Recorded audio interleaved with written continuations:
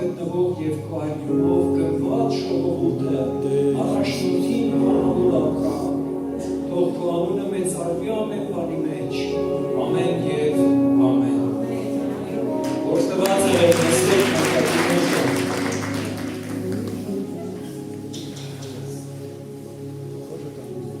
Հարավորվի Հիսուսի մեծագույն անունը։ Ինքը արժան է ամեն փառքը և պատիվը առնելու թանկագին եղբայրների ու քույրերի։ Գիտեք, այս աշխարհը այնքան խաբուսիկ է, մարդկանց ձայն են տալի, մարդկանց փորձում են առաջ քաշել, մարդու վրա որոշ ապավինություն են դնում, մարդը գալիս է և մեծ հաջողությամբ բոլորի հույսերը տապալում է։ Պետությունների ղեկավարներ են ընտրվում թանկագիններ ջան, հզոր մեծ պետությունների թվում է, թե ինչ-որ մի բան կփոխվի այս աշխարհում։ Մարդիկ գալիս են և ամեն ակնկալիքը տապալում է։ Եվ օրեց օր, տարեց տարի, մենք տեսնում ենք, թե որքան ավելի է կայուն դառնում այս աշխարհի իրավիճակը, որքան շարժվող է, տատանվող է, որքան դժվար է որևէ միտեղ գնալ և կայունություն գտնել։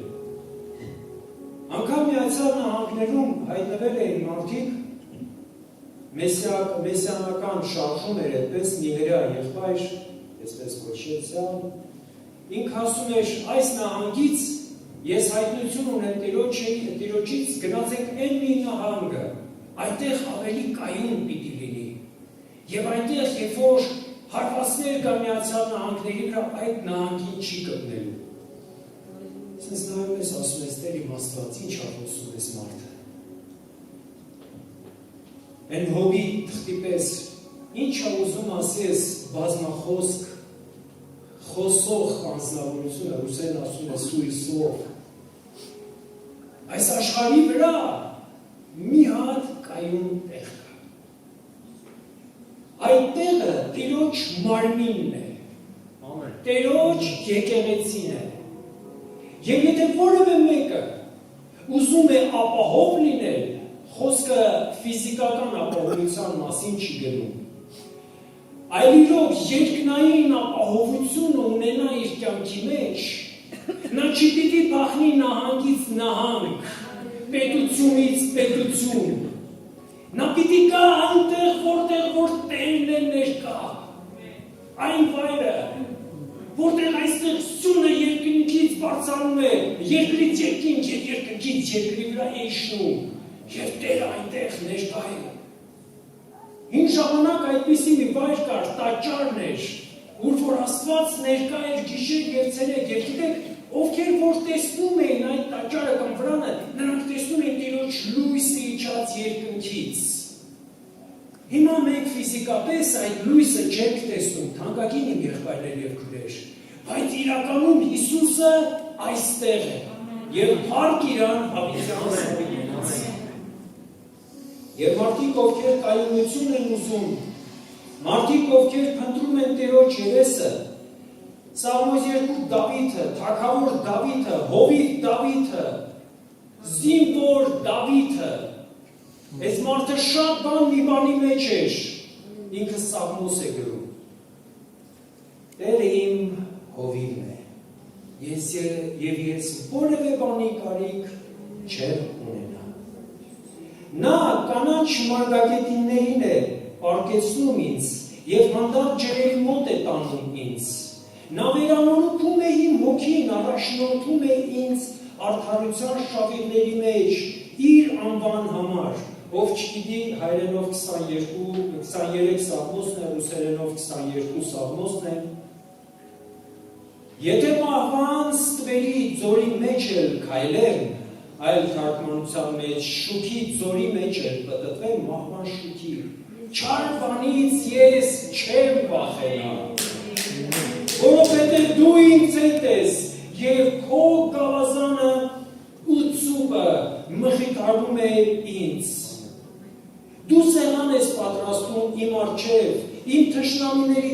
դիմաց, դու գլուխը օծում ես յուղով, իմ բաժակը լեցուն է, ասում է Դավիթը։ Այսպես բարիքը և ողորմությունը կգան իմ հետևից իմ կյանքի բոլոր օրերին և Տիրոջ տանը կբնակվեմ ամբողջ կյանքիս ընթացքում։ Թանկագիններ, աշխարհը կայուն չէ։ Աշխարհում կա մի վայր, որտեղ որ մարդիկ կանգնում են և ասում են Տերը իմ հովիվն է և չեն ամաչում։ Այդ վայրում Հիսուսն է Տերը ամեն մեկի և ամեն բանի։ Ես հավատում եմ, որ կգա մի օր, երբ երկրագնդի վրա ամենուրեք կլինի Տիրոջ թագավորությունը։ Ես սրան հավատում եմ։ Սա կոչվում է մարդկության ոսկե դարը։ Աստվածաշնչում անվանվում է հազարամյա արքայություն։ Այդ փառավոր օրը շատ մոտ է, թանկագիններ ջան։ Բայց հիմա ես ունեմ մի տեղ, որտեղ ասում եմ Հիսուսը Տերը իմ հովիվն է։ Ուզում եմ մի քանի կետի վրա այս Սաղմոսից վերցված ձեր ուշադրությունը ես հրավիրեմ, թանկագիններ ջան։ Գիտեք, մենք շատ քիչ բան ենք դավանում մեր կյանքի մեջ։ Երբեմն էլ այնպիսի բաներ ենք դավանում, որ պետք չի դավանել։ Բայց ամենաառաջին և հզոր դավանանքը իմ և քո կյանքի պիտի լինի սա, որ Տերը Հիսուսը իմ հովիվն է, իմ ապահովությունն է, իմ փրկագինն է, իմ Տերն է, իմ կյանքի ամեն բանն է, ամեն բանի մեջ։ Ես լիովին պատված եմ այդ Հիսուսով և ես ապրում եմ այդ Հիսուսի համար։ Սա հզորագույն դավանանքն էին և քո կյանքի մեջ։ Եվ նման բաների, նման դավանություն անողների համար Հիսուսը խոսք ունի։ Ասում է, եթե որևէ մեկը իր շուրթերով Հիսուսին այսպիսի դավանություն է անում, Հռոմեացիս 10:9-10 համարներում, եթե քո շուրթերով դավանես, որ Հիսուսը Տերն է, և քո սրտով հավատաս, որ Աստված իրեն մեռելների ցարություն է տվել, տեսեք, մի դավանություն, որ Հիսուսն է Տերը, այստեղ գրված է, եթե դու այդ դավանություն անես, դու կփրկվես։ Դու կփրկվես։ Հռոմական կաթոլիկ եկեղեցում մարդիկ փրկության համար, որպեսզի իրենց բարեկամների դժոխքից անեն, տեղափոխեն դրախտ կամ իրեն փրկվեն, ինդուլգենցիաներ էին անում։ Գումար էին վճարում, որ կարողանան փրկվել, որ կարողանան մի քիչ ապահով լինեն, որովհետև կաթոլիկ եկեղեցին ասում էր, փրկությունը միայն իմ մեջ է։ Միայն իմ մեջ, ինձնից դուրս փրկություն չկա։ Բայց Հռոմեացիս թուղթը, հակելով բոլոր բերանները և շուրթերը ասում է, ով որ Հիսուսին Տեր դավանի և իր ամբողջ սրտով հավատա, նա կփրկվի։ Տեսնում եք ինչ տարբերություն կա մարդու շինածի մեջ, կառուցածի մեջ և երկնքից իշխնողի մեջ, որ բոլոր հարցերին վերջնակետ է դնում և չկա դրանից եկող լուծում, փառք Հիսուսի նրա համար։ Մատթեոս 10:32 ամեն մեկը, ով իմ անունը կդավանի մարդկանց առջև, որ կասի Հիսուսն է իմ Տերը, որ Հիսուսն է իմ կյանքի իմաստը և նպատակը, և ես ապրում եմ նրանից և չի ամաչի մարդկանց առաջ։ Այս ասելուց, գիտեք Հիսուսը ինչ է ասում։ Ասում է սենց թե նենց, այսպես թե այնպես հայերեն ասած։ Մի օր դու պիտի կանգնես իմ առջև։ Ուշ թե շուտ, 70, 80, 100 տարի ապրի թանկագին ջան, մի օր կանգնելու ես Աստծո առաջ։ Եթե քո կյանքի մեջ Հիսուսը իմ հովիվն է, դավանանքը կա բոլորի առջև, ես էլ քո անունը կդավանեմ իմ Հորս առջև։ Ախ, Աստված իմ փառք ես։ Ես շնորհակալ եմ թանկագին Հիսուսից, որովհետև տեսեք ինչ է ինքը ինձ և քեզ խոստանում, ինքը քո համար և իմ համար պատրաստում է երկնային արքայությունը, ուր որ ես, դու, ինքը, Աստված Հայրը, մենք բոլորս իրար հետ պիտի վայելենք այդ սքանչելի ներկայությունը։ Երկրորդ բանը, ինչին ես ուզում եմ ձեր ուշադրությունը հրավիրել, Հիսուսի անունը դավանելուց հետո, Հիսուսով փրկվելուց հետո, ես ուզում եմ, որ ձեզանից ամեն մեկը իմանա, որ դրանից հետո Հիսուսը քեզ այս երկրի վրա չի թողնում եւ չի ասում բազդի Հայաստանի այս կողմը, այն կողմը, ինքը ասում է որտեղ որ դու կաս, դու ապահովված ես, որովհետեւ ես քո հետ եմ։ Առակաց 18:10 ասում է Տիրոջ անունը։ Ռուսեն ասում է Կրեպկը բաշնը, հայերեն ասում է ամուր բարձր աշտարակ։ Այնտեղ արդեն արդարը, որովհետև Տիրոջ անունը դավանեցինք և փրկվեցինք։ Բայց ունենք վախեր, ունենք տատանվող երկիր, ունենք հալածանքներ, դժվարություններ, հարվածներ։ Տիրոջ անունը ամեն մի Հիսուսին կանչողի համար բարձր, ապահով մի վայր է, որտեղ որ արդարը գրված է, փախնում է և անվտանգության մեջ է։ Գիտեք, ես մեկ աղոթում եմ, և միայն ես չեմ փախնում այդ տեղը։ Ես բռնում եմ իմ հարազատներիս է,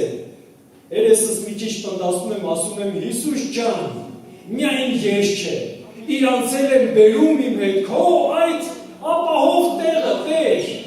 որովհետև քո ներկայությունը, քո անունն է ամենամեծ ապահովագրությունը ինձ համար։ Փառավորվի Տիրոջ անունը, ես պաշտպանված եմ այդ Հիսուսով։ Ես ուզում եմ քեզ համար մի գաղտնիք բացել։ Մարդիկ մինչև հիմա չգիտեն, թե լավ առատ մազ ունեցողի գլխին ինչքան մազ կա։ Բայց Հիսուսը Մատթեոս 10:29-31-ում ասում է. ծտերը, թռչունները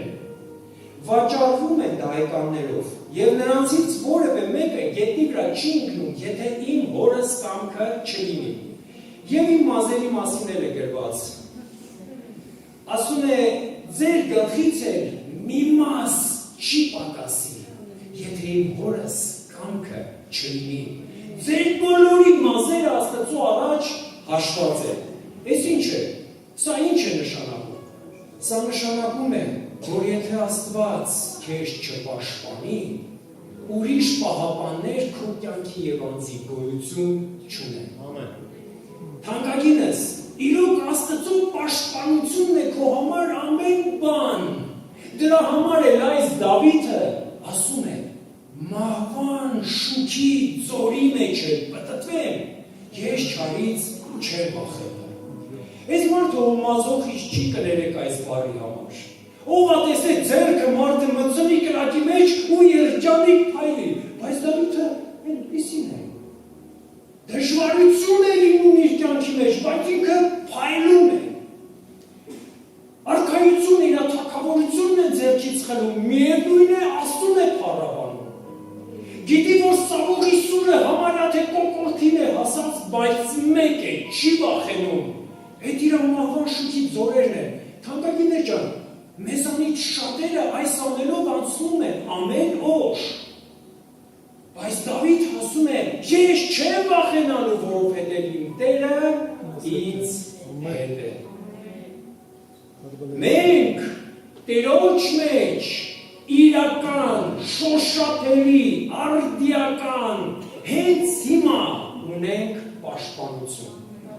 Դու պետք է հավատաս սրան, վստահ լինես, անկախ նրանից ինչ իրավիճակ է, եւ արդյոք քո վիճակի պատասխանը ուշանում է, դու սրան ուշադրություն մի դարձրու։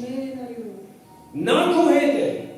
Ասել է ես քո հետ եմ մինչև աշխարհի վերջը։ Խնդրում եմ, կներեք, ես այդպես բաներ չեմ սիրում, բայց հիմա խնդրում եմ, ասա իմ հետ։ Տերը ինձ հետ է։ Տերը ինձ հետ է, մի վախեցի, թանկագին, աշխարհը տատանվում է։ Աշխարհը գնում է իր ավարտին։ Սա ամեն մի ամբողջ մարդկության մահվան շուքի ձորն է։ Բայց երբ դու մտնում ես այս իրավիճակի մեջ, դու մտնում ես մեկի ապահով ձեռքը բռնած։ Աղջիկի ձորի խորթ ու բորթը, քարոտ տեղերը, ժայռերը, այն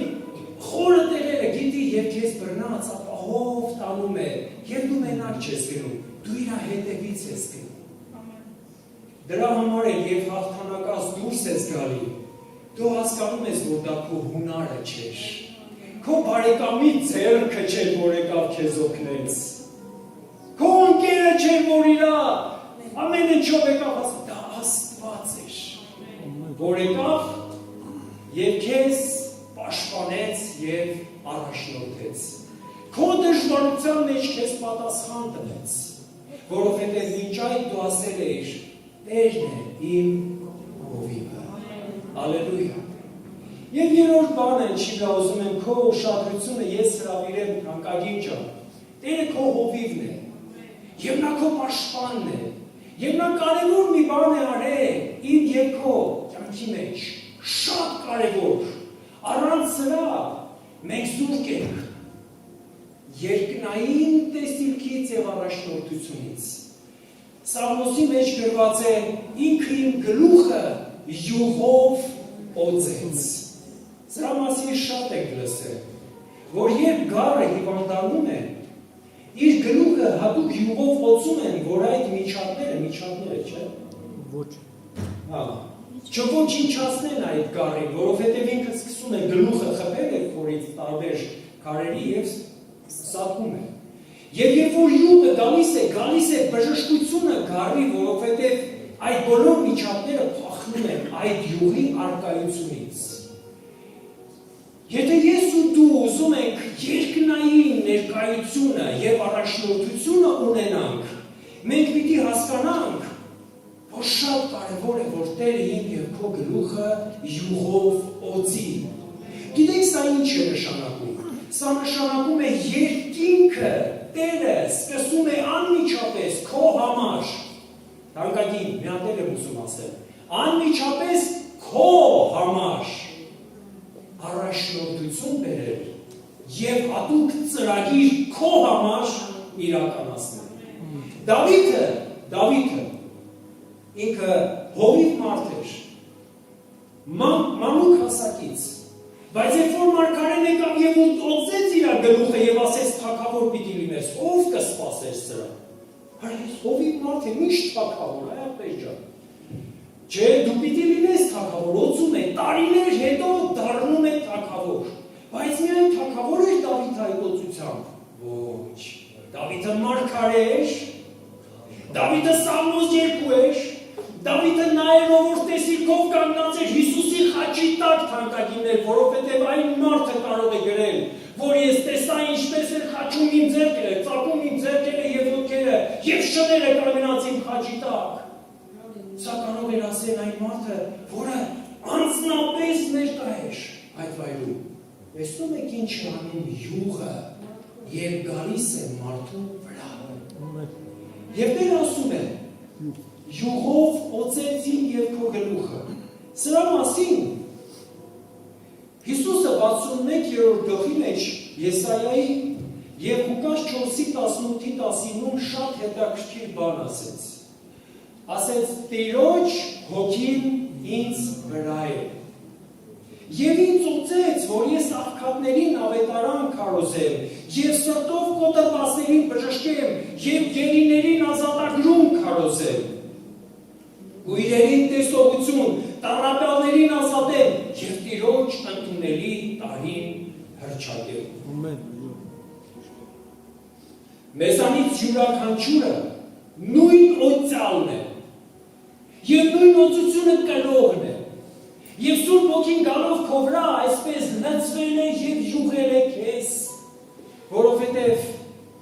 Գործք առաքելոցի գրքի մեջ մենք տեսնում ենք, որ առաքյալները առան երկնքից այդ օծությունը եւ այդ օծությունը մինչեւ հիմա երկրի վրա է եւ պարում է ամբողջ եկեղեցին, վերստին ծնվածների մեջ ապրելով եւ լցնելով իրանց։ Բայց այստեղ մի հարց կա։ Այո, մենք օծալ ենք, Դավիթը գիտեր ինչի համար է օծությունը գրում, յուղը ինչի համար է, Հիսուսը գիտեր յուղը ինչի համար է, իսկ ես գիտեմ այդ յուղը ինչի համար է վրա։ Եվ այստեղ ամեն մեկը պիտի հարց տանք Տերոջը, Տեր ջան, Տեր իմ Հիսուս, դու ինձ ինչի համար ես կանչել։ Ես ինչ պիտի անեմ քո համար այս վերջի օրերում։ Ինչ նպատակ ունես դու իմ հետ կապված իմ Տեր։ Ես պիտի գերիներին ազատություն տամ, թե քո ավետարանը քարոզեմ, ինչ պիտի անեմ։ Համոզված եմ, Հիսուսը ամեն մեկիդ համար ունի իր յուրահատուկ պատասխանը։ Եվ ինչ էլ անես դու յուղով օծված մարդ, դու դա պիտի անես Տերոջ փառքի և Տերոջ մեծարակի համար։ Ալելույա։ Եվ վերջապես վերջինը, այդ Սաղմոսի մեջ մի հետաքրքիր իշխանության տեղ կա, որտեղ ասում է քո ծուպը և գավազանը ինձ առաջնորդում են։ Ես չգիտեմ ծուպը հայերեն ոնց է արտահայտվում, ռուսերեն դա շատ հետաքրքիր մի գործիք է, որը կրում են թագավորները։ Այսպիսի սենց մի կլոր գործիք է, հայերենում ասում են դա ձող է, բայց իրականում կլոր գործիք է սենց գունդ է, և ինքը իր աջ ձեռքի մեջ դա պահում է, գավազանը ձախի մեջ։ Եվ այս երկու իշխանական բանը Դավիթ ասում է իմ հետ են և քո հետ են թանկագին եկեղեցի։ Առաջի իշխանական այս գավազանը, որ Տերը քեզ տվել է, այդ ծուպը, ավելի ճիշտ, իշխանական նշանը, այդ ծուպն է, և դա նշանակում է, որ անկախ քո ստատուսից երկրի վրա, ինչպիսի դու ստատուս ունես, դու աղքատ ղազարոս ես, թե մեծահարուստ ես, եթե դու Հիսուսին ես, դու երկնային արքայի զավակ ես, ժառանգորդը երկնային արքայության։ Եվ ինչպես իմ Տերն է թագավոր, մի օր ես էլ պիտի այդ թագավորական այդ փառքի մեջ մտնեմ և այդ թագավորությունը ժառանգեմ։ Բայց մի հետաքրքիր բաներ կա ծուպի հետ կապված։ Եկեղեցի, թանկագին եկեղեցի, ծուպի վերաբերյալ մենք կարդում ենք Ղուկաս ավետարանի 17-րդ գլխի, կներեք, 10-րդ գլխի 17-ից 19 համարներում։ Ծուպի իշխանության նշանը։ 70 աշակերտները եկան ուրախությամբ և ասեցին, Տեր, դևերներ են հնազանդվում մեզ, երբ որ մենք քո անունն ենք տալի, իսկ ինքը ասեց, ես տեսած սատանային, որը երկնքից ընկավ կայծակի պես, և ահա ձեզ իշխանություն եմ տալի, օձերի և կարիճների վրա և թշնամու ամբողջ զորության վրա, իսկ քեզ որևէ բան չի վնասել։ Աստծո մարդ, այս իշխանությունը դա միայն երկնքի համար չի, որ ես և դու որպես Աստծո զավակ մտնենք այնտեղ։ Այս իշխանությունը այստեղ է երկրի վրա, որպեսզի երբ մենք քայլում ենք, ամեն մեկը տեսնելով ոցությունը իմ և քո վրա դիվային ուժերի մասին է խոսքը սարսափար, փախնի և վախենա։ Ես հիշում եմ մի եղբոր, որը վկայություն էր տալի սենց փոքր միջավայրում ընկերական, ինքը մի դիվահարի էր հանդիպել, թանկագիններ ջան, շատ շուտ։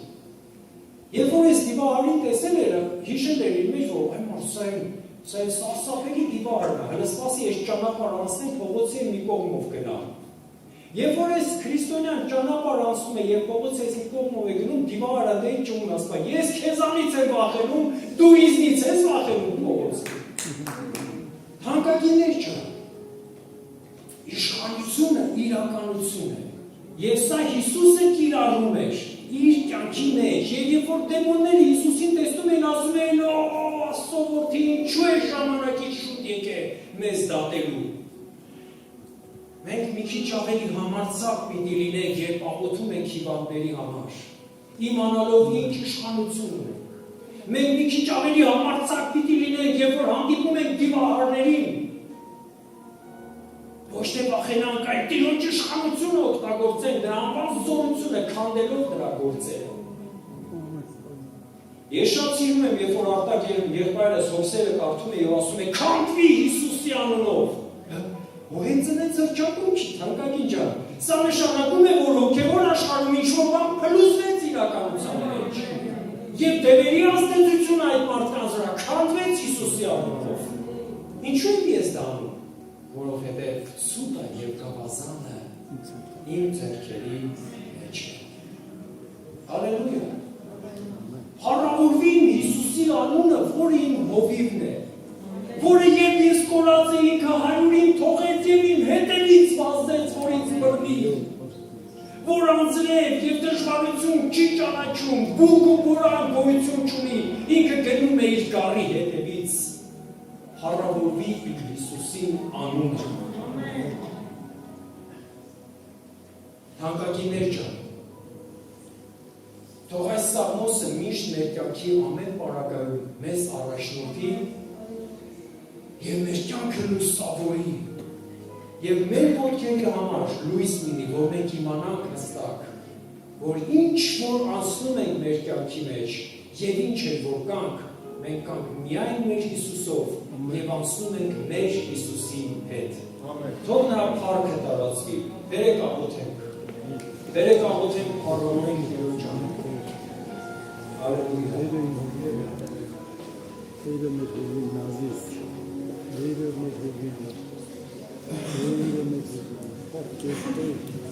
Շնորհակալ ենք սիրելի Հիսուս, շնորհակալ ենք սիրելի Տեր, շնորհակալ ենք Տեր, որ մենք ողջ չենք, շնորհակալ ենք, որ մեզ գնել ես այդունով, շնորհակալ ենք, որ մեզ փոխել ես, շնորհակալ ենք, որ մեզ այցելել ես,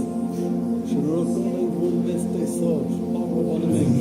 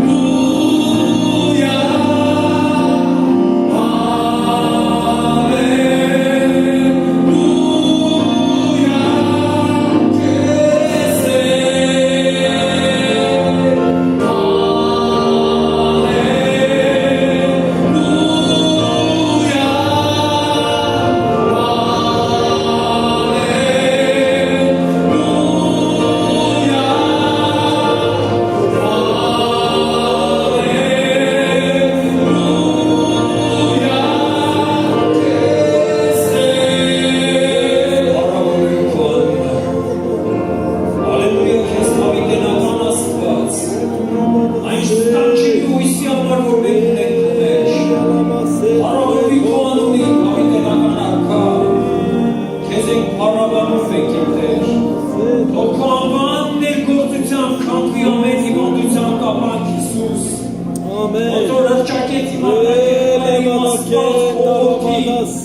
թող քանդվի ամեն կապանքի սիանով, Տեր դրգավոր շկությունը իմ արքա, ամեն մեկի ով կարիք է դրա իմ Աստված, ով կազատակում է Տեր, և ով որ կարիք ունի որ շուխով ոցես իրան խնդրում են լծրու իմ դարձում կենթանի քո եկեղեցին իմ Աստված, հոգով շարժվող, քո տեսիլքների, քո կենթանի ներկայության և քո առողջության մեջ, որովհետև դու ես մեր հովիվը, մենք ուրիշի չենք ճանաչում, Ամեն Հիսուս իսկապես դու ես մեր Տերը։ առաջնորդին ես, որպես քո խորհուրդ, առաջնորդի իմ Աստված, և քո փառքը տղե և ամեն մեկի